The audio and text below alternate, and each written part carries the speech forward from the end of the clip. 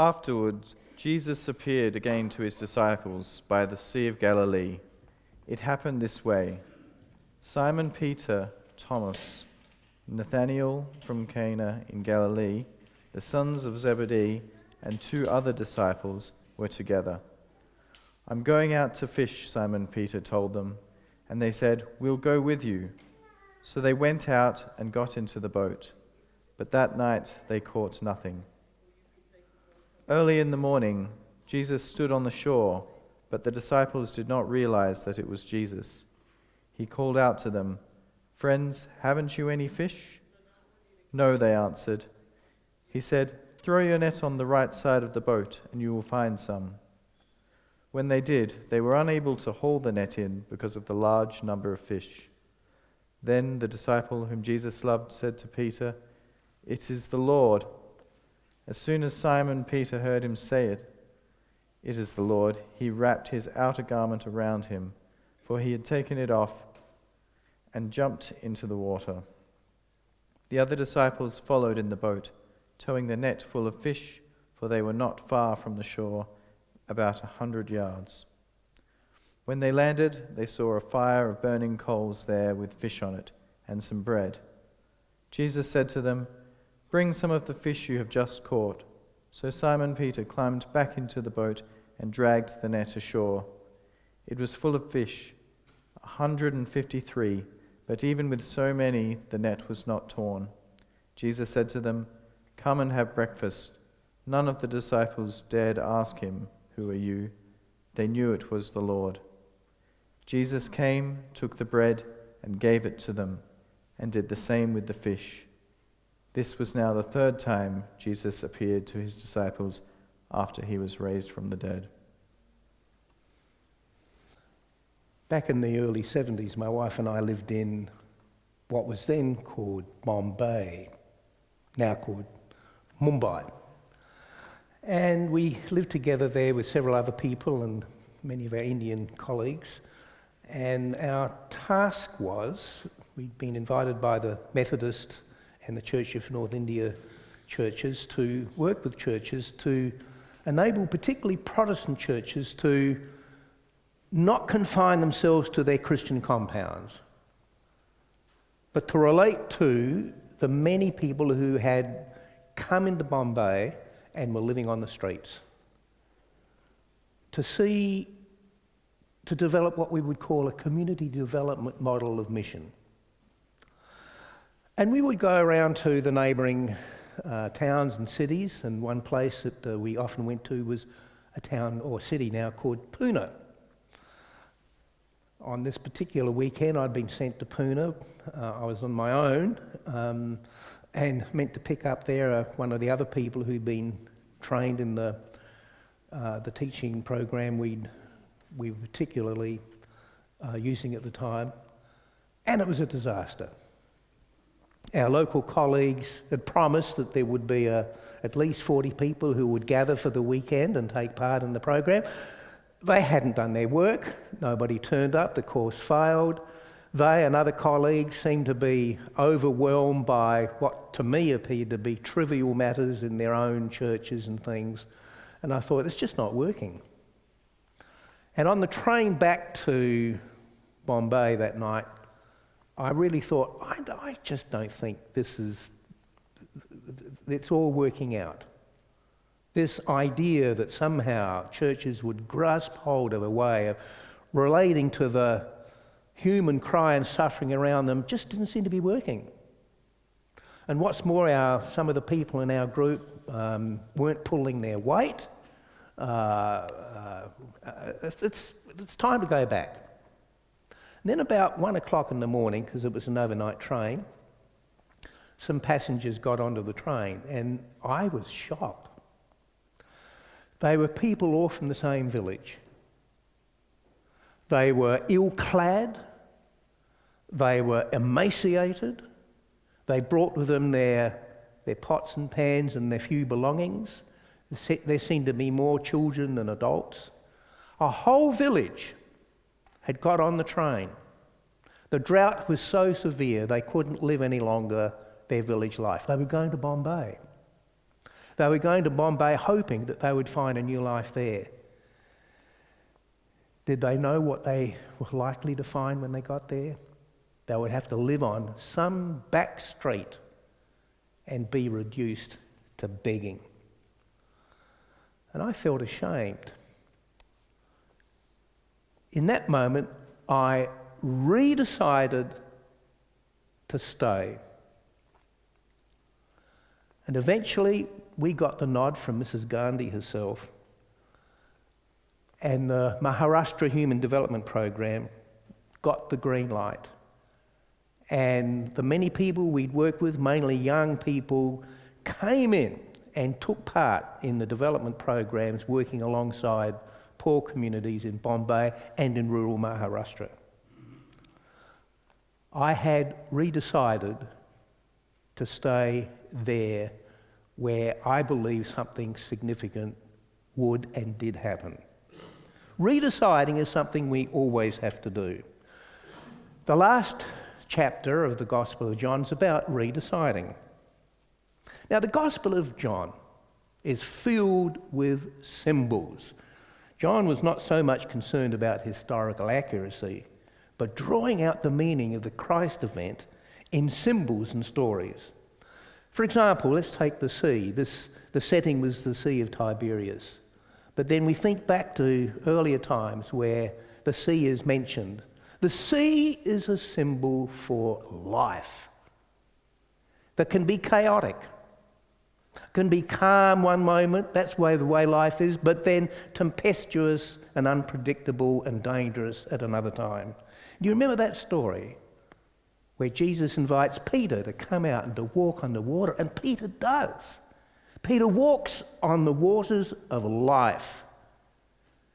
And he's able to walk on the life and not be sucked in by all the dangers of life, all the temptations that's there. He walks on the water, but he does lose his nerve. He looks down and sees perhaps a few fish there, or maybe sharks. I don't know what it was. You wouldn't have sharks in the Sea of Galilee. But anyway, it looks dangerous, and he starts to sink, and he calls out to Jesus, "Lord, save me."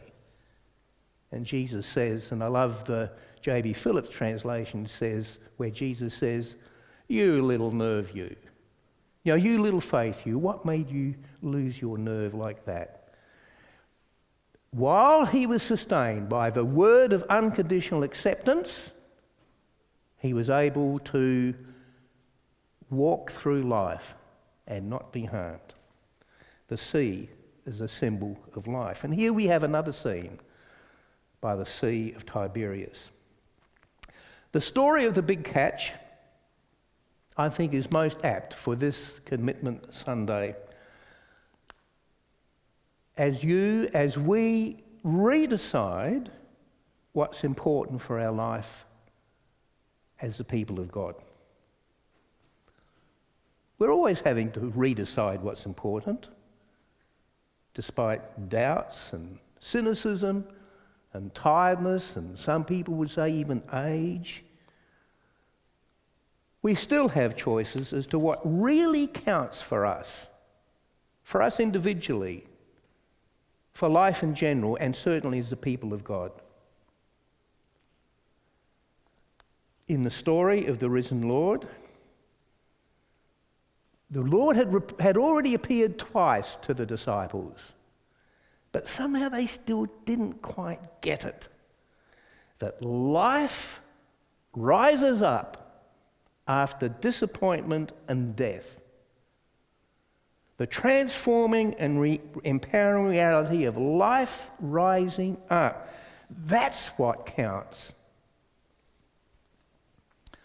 Now, who's in the story? We have both named and unnamed disciples, but they symbolize the new community. The three who are named all have a common trait. They each expressed their own doubts about their relationship with Jesus. Peter, by his denial of Jesus 3 times. Thomas, by his demand for physical proof. Nathaniel, by his doubt that anything good could come out of Nazareth. They're the 3 named. Yet each has also offered an explicit confession of faith. They had a starting decision. Peter where he's able to say of Jesus, you are the Messiah, you are the chosen one of God, your way is it. Thomas, who could say to Jesus, who appeared to him, that resurrection appearance, and to say, when he sees and touches the feet, the hands and feet of Jesus, says, my Lord and my God. And Nathanael, who would say of Jesus, you are the Son of God, the King of Israel. But even then, Jesus expressed his doubts about the real depth of their commitment. You can go and check that out. Peter, after all that had happened, says what? 2 appearances of the risen Lord, but what does he do? He says, I'm going fishing. Going fishing back to his old familiar way of life? You mean he's assumed that the world's not changed and life is back to business as usual? And the other disciples are on the same page. They say, yeah, we're coming with you. And what happens? They catch nothing. The current world arrangements don't work. Business as usual cannot deliver. And let's be honest, how much do we want business as usual? Want that to be the norm? Sometimes we people, especially in the church, can be like that. No. Now, there's nothing wrong with fishing per se. That's not the point here. What happens is the unrecognised Jesus asks a question about their non-success and then challenges them to cast their net on the other side, the right side of the boat. And for some reason or other, they must have a sense, well, maybe there's something in that, we'll try it. And amazingly, they have a great catch. They're not even strong enough to draw it in because of the multitude of the fish. The net, in danger of breaking, remains intact. They then gather around a charcoal fire. The last charcoal fire was when Peter warmed his hands as he denied Jesus 3 times. Do you remember that? But then we have in this little sequence 2 things coming together. There's a sacramental action. Jesus breaks the bread, breaks the fish, they share and they eat together, and then they know who Jesus was. The reality of life rising up could be affirmed. But then the other thing is that Jesus then asks him to bring in the fish that they've caught. Obviously not to eat because there was already fish on the grill. They need to do it because it is the job of the disciples to draw in the multitude of those in need to the abundance, to the life abundance of God. The big catch is symbolic of the continuing task. What does it symbolize? Well, we are told there were 153 fish. Now, 153 is said to have been the number of the known species of fish in the ancient world.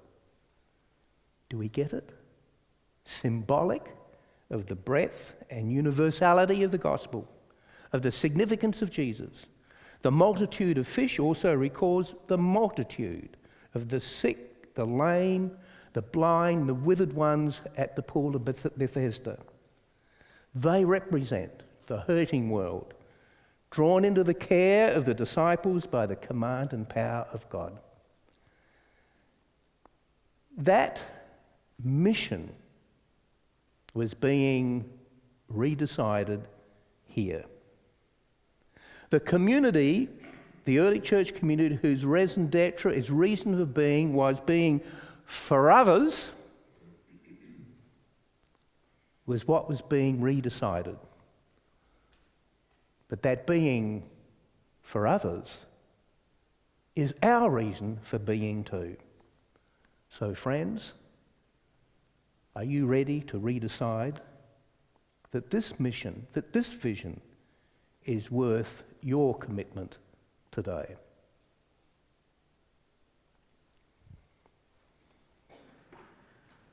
When they had finished eating, Jesus said to Simon Peter, "Simon, son of John, do you love me more than these?" "Yes, Lord," he said, "you know that I love you." Jesus said, "Feed my lambs." Again Jesus said, "Simon, son of John, do you love me?" He answered, "Yes, Lord, you know that I love you." Jesus said, "Take care of my sheep." The third time he said to him, "Simon, son of John, do you love me?" Peter was hurt because Jesus asked him the third time, "Do you love me?" He said, "Lord, you know all things, you know that I love you." Jesus said, "Feed my sheep. Very truly, I tell you, when you were younger, you dressed yourself and went where you wanted. But when you are old, you will stretch out your hands, and someone else will dress you and lead you where you do not want to go." Jesus said this to indicate the kind of death by which Peter would glorify God. Then he said to him, "Follow me." Peter turned and saw the disciple whom Jesus loved was following them. This was the one who had leaned back against Jesus at the supper and had said, "Lord, who is going to betray you?" When Peter saw him, he asked, "Lord, what about him?" Jesus answered, "If I want him to remain alive until I return, what is that to you? You must follow me." Again, a story about redeciding. Now, while Peter is not the only one who can be viewed as a representative disciple, there's no doubt he can be very much like you and me. We make promises that we don't live up to. We've had some wonderful insights of faith, knowledge, and times when we were really moved to be loving and generous. Yet mysteriously, we can forget, slip into unconsciousness, live life on the surface, even deny that our lives have been shaped by moments of profound truth, and we can then act ungraciously to those who love us. Like Peter, most of us, I think if we're honest, can fall far short of living out the life decisions that we have made in our lives. So how does Jesus deal with this situation? With Peter, who lacked the courage to stand by Jesus when Jesus' hour of suffering was upon him, who denied him 3 times. Here at this post-resurrection charcoal fire, Jesus invites Peter to redecide who he will be. 3 times he is asked if he loves, really loves, unreservedly loves the one who is the life-giving, unconditionally accepting reality that Jesus represents. I think there's some old wisdom in the saying about you've got to do things 3 times. I can remember back in the days when I was doing adult education, someone said to me, "Jonathon, when you give a lecture, you're really saying one thing. Remember that. You're really saying one thing. Amongst the plethora of all the examples and things you remember, there's one thing. You start by telling them what you're going to tell them. Then you tell them, and then you tell them what you've told them." You've probably heard that before. There's a bit of that going on here. Now, John, the gospel writer, also goes in for some word play, some of which is missed in the English translations because of the variations in the original Greek text. For example, Jesus, when he says to Peter, "Do you love me?" uses the word agape, which is unreserved love, unreservedly love. And Peter says, yes, I love you, but he uses the word philius, which means brotherly or sisterly love. And then again, twice Peter says, you know, Lord, that I love you. And when he says you know, he uses firstly, the first two times, the word oida, which is like knowing, like an intellectual discernment. But finally, third time, when he says to Jesus, obviously getting a bit, annoyed almost at being asked 3 times, he says, Lord, you know that I love you. This time the word know is gnoska, which really is more than just intellectual assent. It's the knowing that's the profound spiritual kind of relational loving, that kind of knowing. And so each time Jesus says, if you do love me, then you'll show it. Feed my lambs. Tend my sheep. Feed my sheep. Really the same thing 3 times. Who are the sheep? You may recall when we began this series, we were talking about sheep and shepherds and who the sheep would be. The sheep in the first instance are the beloved community, the community of faith. Feeding, being called, it's the pastoral role of caring for each other. But of course Jesus said, other sheep I have who are not of this fold,